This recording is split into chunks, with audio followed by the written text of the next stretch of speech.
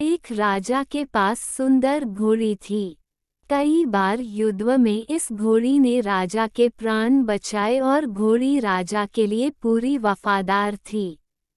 कुछ दिनों के बाद इस घोड़ी ने एक बच्चे को जन्म दिया। बच्चा काना पैदा हुआ, पर शरीर हष्ट-पुष्ट व सुडौल था। बच्चा बड़ा हुआ।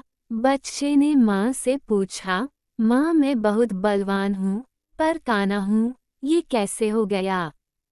इस पर घोड़ी बोली, बेटा जब मैं गर्भवती थी, तू पेट में था तब राजा ने मेरे ऊपर सवारी करते समय मुझे एक कोड़ा मार दिया, जिसके कारण तू काना हो गया।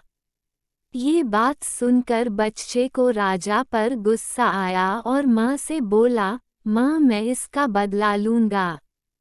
माँ ने कहा राजा ने हमारा पालन पोषण किया है, तू जो स्वस्थ है, सुंदर है, उसी के पोषण से तो है। यदि राजा को एक बार गुस्सा आ गया तो इसका अर्थ यह नहीं है कि हम उसे क्षति पहुँचाए, पर उस बच्चे के समझ में कुछ नहीं आया। उसने मन ही मन राजा से बदला लेने की सोच ली।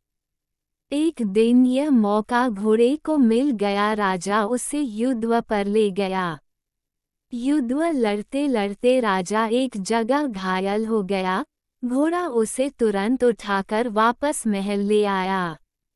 इस पर घोड़े को ताज्जुब हुआ और माँ से पूछा, माँ आज राजा से बदला लेने का अच्छा मौका था, पर युद्ध के मैदान में बदला लेने का ख्याल ही नहीं आया और न ही ले पाया, मन ने गवारा नहीं किया। इस पर घोड़ी हंस कर बोली, बेटा तेरे खून में और तेरे संस्कार में धोखा है ही नहीं, तू जानकर तो धोखा दे ही नहीं सकता है। तुझसे नमक हरामी हो नहीं सकती, क्योंकि तेरी नस्ल में तेरी माँ का ही तो अंश है। ये सत्य है कि जैसे हमारे संस्कार होते हैं, वैसा ही हमारे मन का व्यवहार होता है।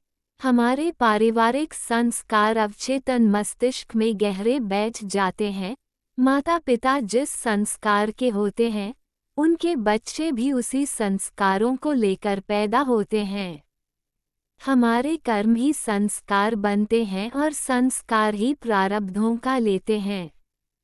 यदि हम कर्मों को सही व बेहतर दिशा दे तो संस्कार अच्छे बनेंगे और संस्कार अच्छे बनेंगे तो जो प्रारब्ध का फल बनेगा वह मीठा व स्वादिष्ट होगा।